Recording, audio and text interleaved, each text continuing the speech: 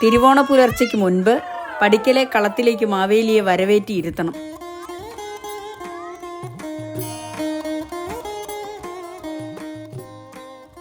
ഓണാഘോഷത്തിന് ഒരുപാട് തയ്യാറെടുപ്പുകൾ നടത്താനുണ്ട്. ചിതൽപുറ്റിൻ്റെ മണ്ണ് കൊണ്ടുവരുന്ന പണി തുടങ്ങി.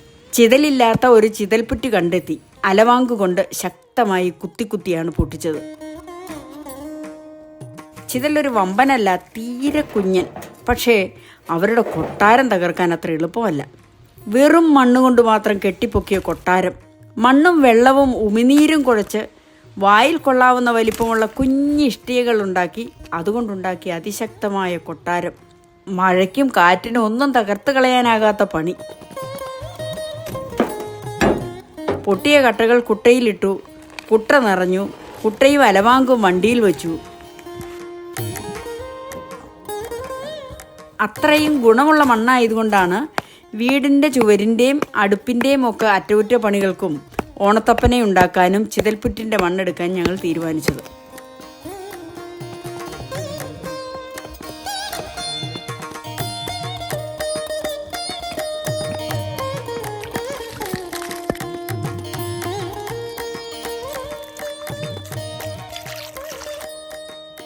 കട്ടകൾ ചുറ്റിക കൊണ്ട് ഇടിച്ച് പൊട്ടിക്കുന്നു. വെള്ളം തിളച്ച് മയപ്പെടുത്തുന്നു.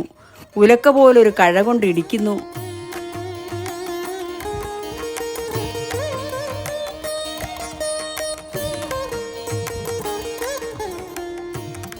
രണ്ടു പഴയ മോഡൽ ഇടിയന്മാർ ഓൾഡ് ഈസ് ഗോൾഡ് എന്ന് വരുത്തി തീർക്കാനാണ് ശ്രമിച്ചത്. എങ്കിലും നന്നായി ഇടിച്ചുകൂട്ടി പൊത്തിവെച്ചു. ഓരോ മൺതരിയും വെള്ളം കുടിച്ച് പദം വരണം.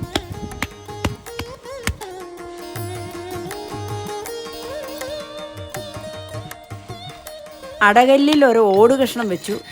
റബ്ബർ വളയം കൊണ്ട് തടഞ്ഞു നിർത്തി. എന്തും വരട്ടെ എന്ന മട്ടിൽ പ്രഹരിച്ചു. ഓടിൻ കഷ്ണത്തെ ക്യാമ്പസ് ഭാഷയിലെ പഞ്ഞിക്കിട്ടു.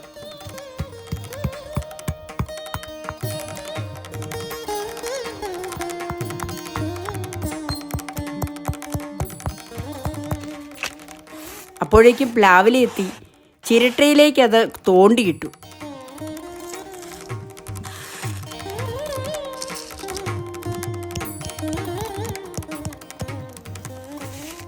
അതുകൊണ്ട് തീർന്നില്ല. അരകല്ലിൽ വിസ്തരിച്ച് കിടത്തി ഉരുട്ടൽ ശിക്ഷ. അതോടെ പൊടി പോലുമില്ല കണ്ടുപിടിക്കാനെന്ന പരുവമായി.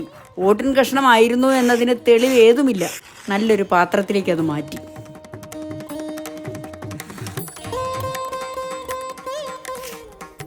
ഇടിച്ചുകൂട്ടി പൊത്തി മൂടി വെച്ചിരുന്ന മണ്ണിൽ നിന്ന് കുറച്ചായി മണ്ണെടുത്ത് ഒരു കടപ്പക്കല്ലിൽ വെച്ച് മാവ് കുഴയ്ക്കും പോലെ കുഴച്ചു പരുവപ്പെടുത്തി.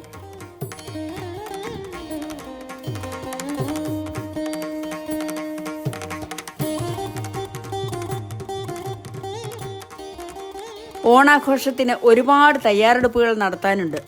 ഇഷ്ടത്തോടെയാണെങ്കിൽ ആ തയ്യാറെടുപ്പുകൾ തന്നെ ആഘോഷമാക്കാനും നമുക്ക് കഴിയും. ഓരോ പണിയും ഓരോരുത്തർക്കും ആഘോഷമാണ്.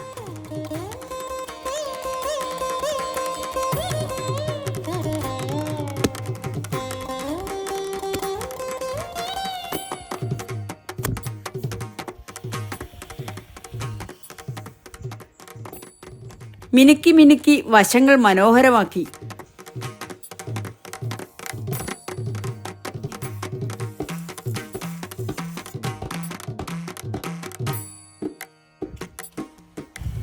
നീട്ടിയും പരത്തിയും ഉരുട്ടിയും കോണും മൂലയും വരിപ്പും വരമ്പും ഒക്കെ നോക്കിയും പിടിച്ചും ശരിയാക്കി പിരമിഡ് ആകൃതിയിലുള്ള 5 ഓണത്തപ്പന്മാരെ ഉണ്ടാക്കി.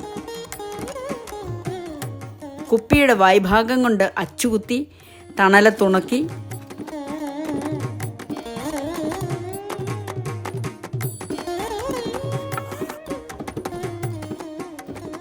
ഒന്നുമാത്രം വലുത്, മറ്റെല്ലാവരും തുല്യർ. ഓട്ടുപടിയിരുന്ന പാത്രമെടുത്തു. കാച്ചിലില്ലയുടെ പച്ചപ്പശ നീരിൽ അലിയിച്ച് ചോരപ്പശയാക്കി. നല്ലൊന്നാന്തരം ചെഞ്ചായം.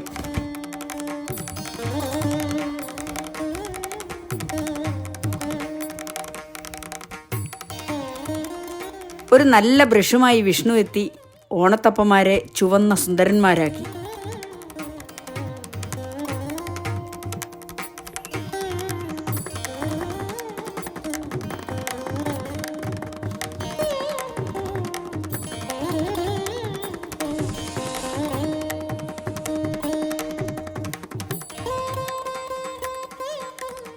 ചിതലിനെ പേടിച്ച് പൊയ്ക്കാലിൽ നിൽക്കുന്ന ക്യാബിൻ്റെ ചുവരുകൾ വിണ്ടു കീറാനും പൊളിയാനും തുടങ്ങിയിരിക്കുന്നു.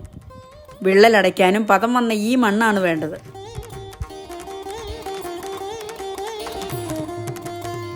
മണ്ണുകൊണ്ട് വിള്ളലടയ്ക്കുന്നു ഇന്ദുലേഖ. സൂക്ഷ്മ വിള്ളലുകൾ അടയത്തക്ക വിധം മണ്ണ് മെഴുകി.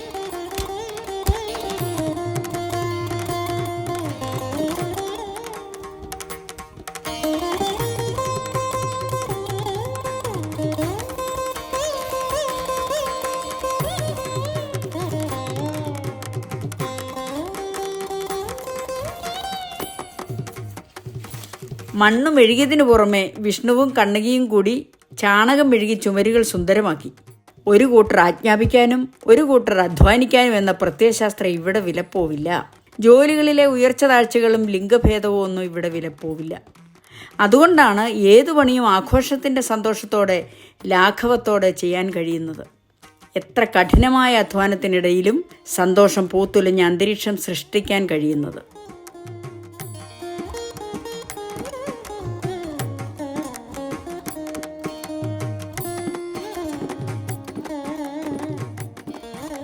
തിരുവോണ പുലർച്ചയ്ക്ക് മുൻപ് പടിക്കലെ കളത്തിലേക്ക് മാവേലിയെ വരവേറ്റിയിരുത്തണം. ഉത്രാടപ്പൂക്കളം വൃത്തിയാക്കി ചാണകവെള്ളം തളിച്ച് മുക്കുറ്റിയും തുളസിപ്പൂവും തുമ്പക്കുടവും ചൂടിച്ചു നിർത്തി.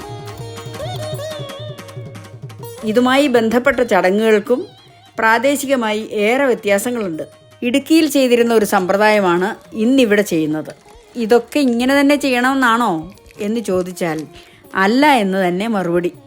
എല്ലാവരെയും സന്തോഷിപ്പിക്കുകയും സമാധാനിപ്പിക്കുകയും ചെയ്യുന്നതാണെങ്കിൽ എന്തുകൊണ്ടായിക്കൂടാ എന്നുമുണ്ട്. പടിക്കലെ കളത്തിൽ കിഴക്കോട്ട് തിരിച്ച് തൂശനില വിരിച്ചു. മണ്ണിൽ മെനഞ്ഞെടുത്ത ഓണത്തപ്പനെ അതിൽ വെച്ചു. തുമ്പയും തുളസിയും അർപ്പിച്ചു. അരിമാവണിഞ്ഞു. ആർപ്പുവിളിയോടെ അടുത്ത പൂത്തറയിലേക്ക്.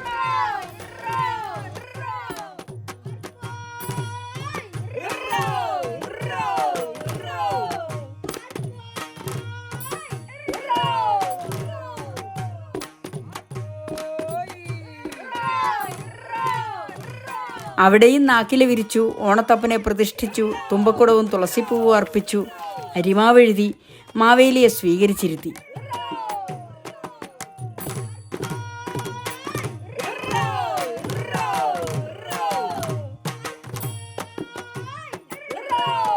അവിടുന്നാണ് പ്രധാന പൂക്കളത്തിലേക്ക് എത്തിക്കുന്നത്.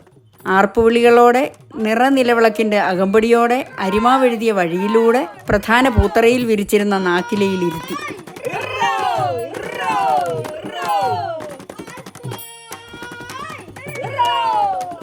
രണ്ടു വശങ്ങളിലുമായി ഓണത്തപ്പൻ്റെ ചെറുരൂപങ്ങളും വെച്ചു. തുമ്പക്കുടവും തുളസിപ്പൂവും അർപ്പിച്ച് അരിമാവെഴുതി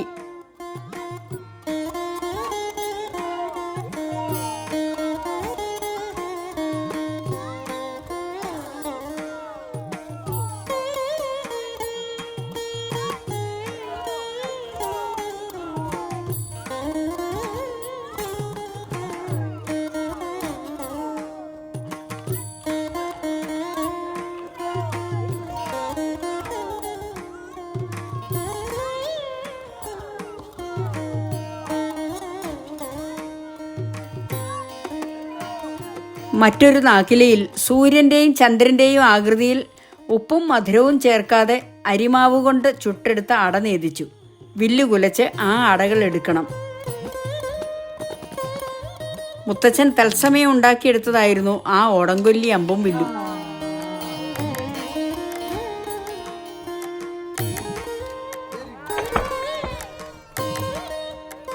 സൂര്യൻ അമ്പേറ്റു. അമ്പേറ്റ സൂര്യനെ അമ്പുകൊണ്ട് തന്നെ പൊക്കിയെടുത്ത് വാഴയിലയിലാക്കി. ചന്ദ്രനെ എയ്തു പിടിക്കാൻ ഹിരണ്യയാണ് എത്തിയത്.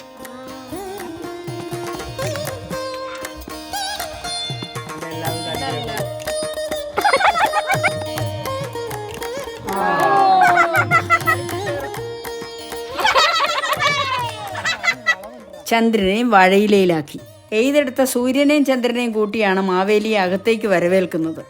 ചിന്മയി ഉറക്കത്തിലായത് ഭാഗ്യം, അല്ലെങ്കിൽ കോടാനുകോടി നക്ഷത്രങ്ങളെയും എയ്തെടുക്കേണ്ടി വന്നേനെ. അവിടുന്ന് നിലവിളക്കിൻ്റെ അകമ്പടിയോടെ ആർപ്പുവിളിയോടെ അരിമാവണിഞ്ഞു വഴിയുണ്ടാക്കി മുത്തശ്ശൻ അകത്തേക്ക്. നിലവിളക്കുമായി ഹിരണ്യയും നിവേദ്യങ്ങളുമായി കണ്ണകിയും അകത്തേക്ക്. അകത്തെ മരപ്പലകയിൽ നിലവിളക്ക് വച്ചു. മാവേലിയെ കുടിയിരുത്തി. എയ്തെടുത്ത 2 അടകളും നാക്കിലയിൽ വച്ചു.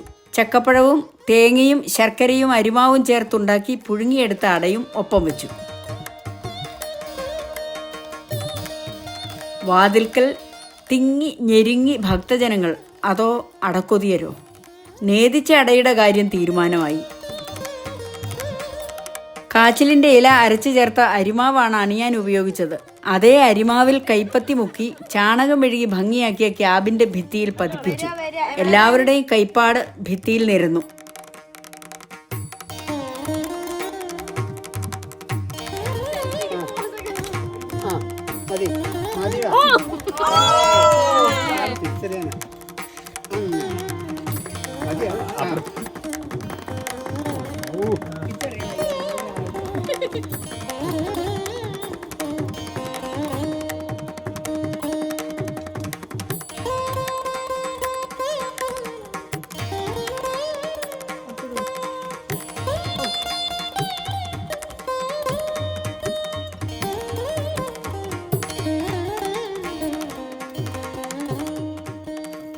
എല്ലാവരുടെയും കൈപ്പാട് ഭിത്തിയിൽ നിരന്നു.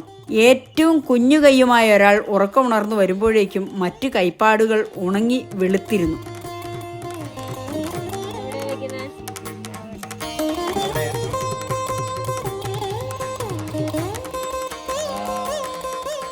ചിന്മയുടെ കൈ ഏറ്റവും കുഞ്ഞു കൈ എന്ന് പറയാൻ തുടങ്ങുമ്പോഴേക്കും ചിറ്റാരേ, എൻ്റെ കൈയല്ലേ അതിലും കുഞ്ഞു കൈ എന്ന് പറഞ്ഞ് ശംഖു എത്തിയിരിക്കുന്നു. ശംഖുവിൻ്റെ കൈയും പതിപ്പിച്ചു. ഞങ്ങൾ തോറ്റു, ശംഖു ജയിച്ചു. ഇതൊക്കെ എന്തിനെന്ന് ചോദിച്ചാൽ കഥയിൽ ചോദ്യമില്ലെന്നുത്തരം.